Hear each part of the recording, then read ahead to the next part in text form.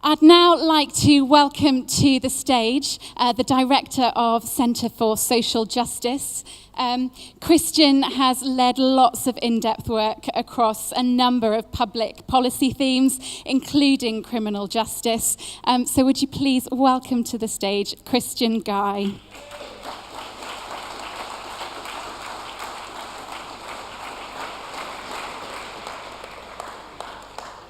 Brilliant. Thank you, Kirsty, very much. Thank you, Paul, for inviting me to be with you. Last time I came here, I was asked to speak with about 45 minutes' notice because the person who was booked to speak pulled out, and that was a tough gig. But following those guys is even tougher. So absolutely remarkable. And if the conference finished right now, I think we would all feel it was value for money, and I can still see the tissues are out. So remarkable to you guys, wherever you are. That was so inspiring.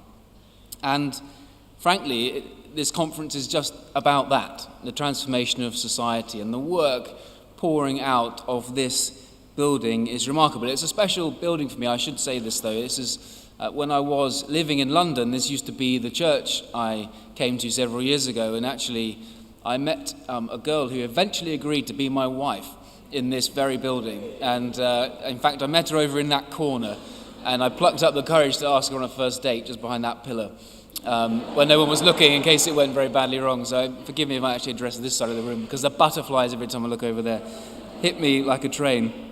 But as I say, the work coming from this community is remarkable, and it is one of the most inspiring examples I can think of and that I've ever seen of the church community responding to what the nation needs. And we need more of this work in the shop window of Christianity, in my view. So it's great to be here. I thought this morning I would focus on three things. The first point I want to make is that we mustn't assume that people in power, people in politics, decision makers will continue to think that our people or our approaches matter. We know they do, but we have to keep making the case for this work. The second thing I want to say is that there are some reflections I've been asked to give about the rehabilitation revolution from a political and a policy angle, which I hope might be helpful in terms of setting the context for today. And thirdly, I wanted to touch a bit on what we're doing at the Centre for Social Justice and some of the things we're aspiring to do this next year in relation to the work you're doing. Firstly, then, the importance of people on the margins of society. The CSJ's head of media always tells me that it's only when you're sick to death of saying something thousands and thousands of times is perhaps the message only just starting to reach people. And I should say then, actually again, it's a real pleasure to be here. But the point on this is that there's a fashion out there right now, particularly in British politics, that says actually our problems, our poverty in this country is all about people who are working but not working enough and not making ends meet. And that leads to a debate about living standards, the squeezed middle, as we hear, energy prices, childcare, homeowners having to sell their homes to pay for care. All of those issues are seriously important, and I'm not intending to belittle them at all. But there is a group right on the margins, as you and I know, who can easily be forgotten, and I think it's our job as a community to put them front and centre, not just in terms of poverty and the debate that goes on in Westminster and politics about poverty, but in terms of rehabilitation too, and the agenda. And they used to be the focus. Tony Blair would talk about the social exclusion work he was doing. David Cameron would talk about the broken society, but you hear less about it these days. And the job of the Centre for Social Justice is to put those issues at the heart of the debate. And the CSJ was founded by a politician, Ian Duncan Smith, who was, of course, a Conservative leader. But when he was leader of the Tory party, he spent a huge amount of time in the toughest communities and met a lady called Janice Dobby. And it was Janice that inspired Ian to establish the CSJ. Ian had been up to Easter House in Glasgow with the camera crew, with the film crews, with the journalists, turned up almost on tour. And Janice met him at some club, and Janice said that 2 days before Ian had arrived, she had buried her eldest son to a heroin overdose. And her son had had a difficult childhood. He'd gone into prison with an addiction. The addiction had got worse in prison, and he'd come out with no help, no one to meet him, came out and soon after had died from an overdose because there was no one looking out for him. And Janice looked at Ian and said, look, you people in Westminster, you come up here, you have your circus, but you go home and you forget all about people like me and people in these communities, and you don't come back. And he heard the truth in that and said to people like Janice and others he met that day that he wanted to set up an organisation, independent organisation, that would work in British politics to put people like Janice and her son in the heart of the debate. And so the CSJ is about trying to establish political consensus on some of the toughest social problems facing the country and to find solutions. That's the point, to find solutions. I was in Stoke this week visiting different projects, and I went to an estate, and on that estate, which is right on the edge of the community, were a few thousand people. And the housing officer and the politicians I was with told me that really this estate had been left to its own devices. A few families ran it, they controlled the estate, the police officers wouldn't go there unless there were 3 or 4 of them at a time, and it was a law unto itself. And in a sense, that estate, which now is full of hope because there are wonderful projects working on that estate, reaching people and turning lives around. But that estate comes to symbolize some of what we've seen in terms of a political response to the challenges we face as a country. And the people on that estate and elsewhere really matter, and you know they matter. But there are some statistics that we've found over the last 6 months at the CSJ that I just wanted to share as we come to today. We've just heard about fatherlessness. Well, 1 million children in this country have no meaningful contact with a father. 1.5 million children are in households where nobody works, and that was pretty much the case before the economic crash. Every 5 minutes, someone is declared bankrupt or insolvent. 1 million women a year experience domestic abuse, and almost the same number of children witness it. And there are 60,000 children in this country looked after by the state because they haven't got families that can do it for themselves. Those people matter so much, but they also matter to us today because we see so many of them in the justice system. And they're the stats in the system I don't need to recite to you. You'll see it every day.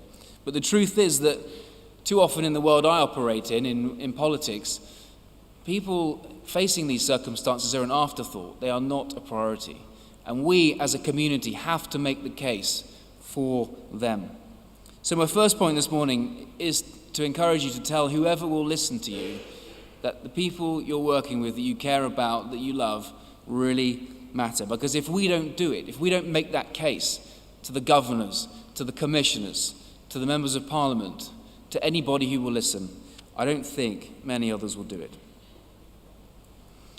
Second, I was asked to offer some reflections on this government's reform programme, and I thought I would talk a bit about what I think we can welcome, what I think is really positive about the rehabilitation revolution as they describe it, what I think we should just get used to, because I think it's here to stay, and then what we have some concerns about and where we may have an aspiration to see change. It's a significant programme, as you all know. Things we should welcome. I have to say, and I've seen a philosophical and practical breakthrough, I think, over the last 6-7 years towards faith groups, the voluntary sector, from within Parliament. And I think that is true in justice circles, but also in terms of social policy. And I think that softening towards faith groups and people working in community organisations is to be welcomed. And the point is that in terms of this revolution, as they describe it, on something like mentoring, there is a really important role, and that softening that has taken place, that might open the door to organisations like the ones you work for, can really count. And at the CSJ, we're working at the moment on a paper that is going to be called Meaningful Mentoring. Jonathan Aitken, who's here today, will be leading that work. And we want to look carefully and in a considered way at what difference your groups and others can do to help Chris Grading as he works out what it means to meet everyone at the gate and be a mentor to people leaving prison. So I would really ask that you would work with us and engage with us as we think about mentoring. But that intention to bring some of the community groups and faith groups from the margins into the mainstream of services in the justice system, I think is welcome. Secondly, I think there is a real determination in government and in Parliament, frankly, to change lives, and do it quickly. Dominic Cummings, who used to work for Michael Gove as an advisor, recently left the Department for Education, but wrote a paper. And in the paper he said, government is constant panic, but little urgency. And I have to say, even Grayling's fiercest critics would have to say he is in a hurry. I think he came to this conference last year and said, I'm an impatient man. Well, that obviously has its good sides and its bad sides, but he is in a hurry. And I think as brilliant as Ken Clarke was, many people wouldn't describe him as a man in a hurry at times. So I think Chris Grayling has been brought in to, as he describes, put rocket boosters under these reforms, and that is a positive move. Third thing I think we should welcome, and we shouldn't take lightly, is a Conservative Party, and we work with all parties, but a Conservative Party that is putting real weight behind rehabilitation, where before, over the years, it's been much more focused on the toughness and the headlines and the policy that's less thought through. And I think Chris Grayling has been pretty shrewd here, because he has been able to switch a focus onto the root causes of crime and looking at what make a difference in terms of rehabilitation without being lambasted by certain newspaper editors or backbench colleagues as being soft. That's actually quite an achievement, and we shouldn't take it for granted. I think there are some good intentions as well in the current reforms about helping people who are serving fewer than 12 months in prison. I think it's a positive step. Many of you will have been calling for this for years now. Of course, the details need to be right on that, and I'll come back to that in a second. But the intention is really important, because you'll see people all the time who just circle in and out of prison on short sentences without getting the help they need. I think there's a concern also about the youth estate, and that is important. We did some work at the CSJ which found that just 1 of the 9 state-funded YOIs was delivering, for example, the required levels of education. The focus perhaps is too often on our adult estate and not enough on the young people who tend to cycle from one to the other very quickly. And work in prisons, I think that's a positive step too, because I think we've now seen a commitment to double the number of real work placements in prison, which is perhaps over 10 years not radical enough, but it is a positive step. So there would be some things I think we can welcome, some things we need to get used to. I think things that, even with a Labour government, are probably politically here to stay to some extent or another. The main, I think, almost irreversible change is what we all know as payment by results. And the principle of payment by results can be a positive thing, I think. But I just can't see a future minister standing up and arguing for payment for non-results. I just can't see them doing it. I think the principle is here to stay, even if the language changes. And it means a challenge for the sector, your organisations, to be able to articulate what it is that you do really clearly. And I know some of you really get that and can in a very short and pithy way, explain exactly the outcomes you deliver. And the principle, I think, is one we can welcome. And there are obviously legitimate concerns about the roles in payment by results for smaller organisations, and I'll come back to that shortly. I think another thing we've got to get used to is greater competition and the idea of a market being at play.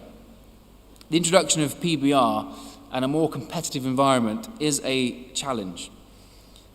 I think it means that in government, if some voluntary sector groups go out of business because they're not up to it, whereas over the years that would have been seen as a scandal, I think there are now ministers who think that may just be the natural market forces at work. And that's difficult to take, because very good organisations could be under some threat under the market principle, but I think it's here to stay, and I think it's really important that we get from government help for organisations who are wanting to be able to compete and to be able to make their case. Finally, I think one thing that's here to stay, and it's a feature that we have seen building over a longer period of time, is a greater sense of partnership working. Partnership between organisations here today in a region, organisations that might be private sector, public sector, or voluntary sector.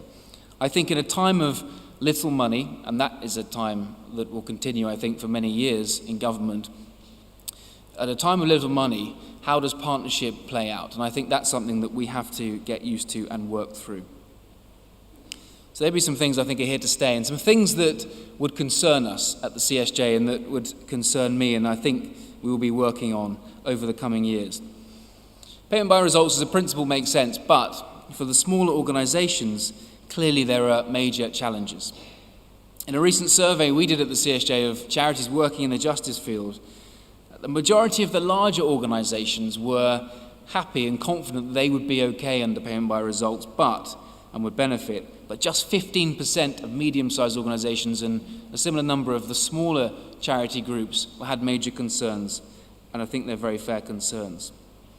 And given the concerns amongst the smaller groups who are doing the most remarkable work, the government has to work out how they can bring in these organisations to payment by results without just delivering some huge private sector monopoly for rehabilitation.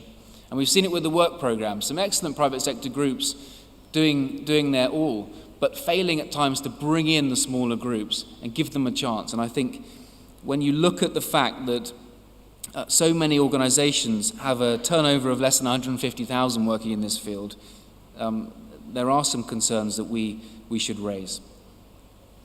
We actually at the CSJ looked at whether smaller groups could be brought into the PBR process by actually going back to some form of grant funding, but one they've delivered, that grant funding is not open to them again for reapplication if the results haven't been there, so you still retain some kind of payment by results principle. Another thing I think we have some concerns about, it'd be interesting to know what you feel, is larger prisons seem to be back in fashion. The super prison in Wales looks close to getting the go-ahead, 2,000 people in there. And this runs counter to some of the work we've been doing at the CSJ with actually Jonathan Aitken a number of years ago, where we thought we'd seen off-Titan prisons, but I think they are back, and that provides a concern for us in terms of rehabilitation and the way you can manage those prisons. Other concerns, the closure of more female prisons recently, and the failure really to deliver on some of the good recommendations in the Corson report years ago. We do have concerns that a number of women in prison obviously shouldn't be there, and we're not doing enough to divert them out or get them the help they need when they leave. A lack of accountability in prisons. I know this is a major concern for groups. So many who are perhaps treated badly by the governor, who are giving everything they can, but at the whim of leadership are thrown out or pushed to the sides. And what's the comeback for you if that happens? It's very limited. Some of the independent monitoring boards don't seem to have the teeth they need, and the inspectorate that Nick Hardwick's leading doesn't seem to be able to get around quick enough. We need to work out for groups like yours, who are getting a raw deal, how we can bring accountability back to the prison system. And finally, one concern, which I know is difficult, but we hear so much more about it these days, is the sense that in a context and climate of no money, groups like yours are pushed to the side.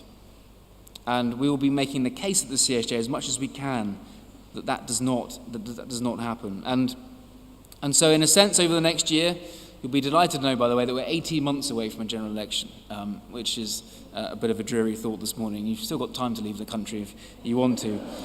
18 months away from a general election. For think tanks like the CSJ, though, that means that the work starts to heat up. And I've mentioned our priority of putting people on the margins actually at the centre, and I know you share that. And in the quest for Middle Britain and the votes that they'll be seeking over the next few months, I think it's really important that we continue to make that case. And at the CSJ, there are some things we will be studying, and I would really like to work with you on this over the next 18 months. I want us to look at support for addicts in prison and how and why so many people are still failing to get the chance of living drug-free lifestyles. Mental health and the support that's being given or not being given for people in prisons. Alternatives to prison sentences of the short variety. I still don't think judges and sentencers have a genuine alternative to some of these short sentence recycling decisions. And employment. I still think there's a huge amount of work we can do out there, beyond the gate, through the gate, into the employment culture, and we still have not got to grips with the criminal records issue, and I would really like us to look at that. So please work with us as we wrestle with some of those issues. Continue to make the case for the people that you care about. We will do all we can at the CSJ to make a case for you and to make sure that your voice is heard. But even if we can't do that, I have seen something absolutely remarkable as I've travelled the country with the CSJ.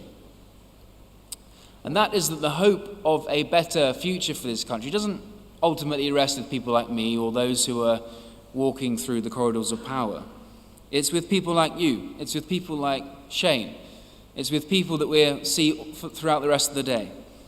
It's the small platoons of people who are working tirelessly to change the lives of those they encounter. No matter what you get paid, or whether you get paid at all, frankly, no matter who comes and goes in Downing Street or in Parliament, no matter whether your work is front page news or it's not, whether governors treat you well or not, you keep coming back. And it is absolutely remarkable. I've seen it. Yes, politics really matters. I wouldn't be pouring so much of me into it if it didn't. And of course, governments can make your life easier or harder as you work in our prison system. They can do things intentionally and unintentionally which can drive you nuts. I understand that. And you need their money and their commitment to get the job done. I don't take it for granted. But actually, regardless of all of that, you keep coming back every morning through the gates into the cauldron that is the prison system. You keep coming back. And in these tough times, when people are struggling in ways many of us can't remember before, what you're doing is so important. I've worked in local projects. I've known what it's like to write endless funding bids for not much money, to fill out annual impact reports. I know how weird it is to know whether you do not know whether you'll be operational in 3 months' time or not. I've sat there, even for only a few years and not for a few decades. I get that it is really tough. But you keep coming back. And it usually ends in complete disaster when someone in politics quotes from the Bible. But a friend of mine tweeted a verse the other day, and I thought of this conference, and I thought of all of you when I read it. So forgive me if this goes wrong. But being as this is a ministries conference, I thought I'd take the chance. The verse was from Galatians, and it's book 6, chapter 6, verse 9. And it says this: "Let us not become weary in doing good.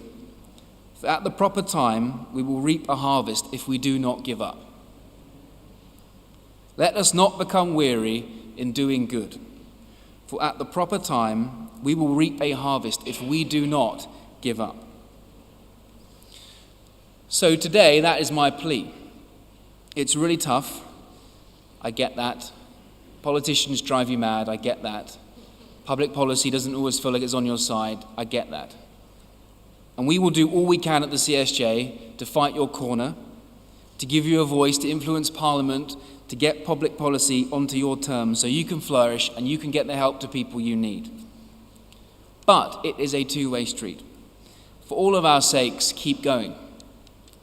Keep doing what you're doing, whether you hear the words thank you or not, whether you get recognition or not.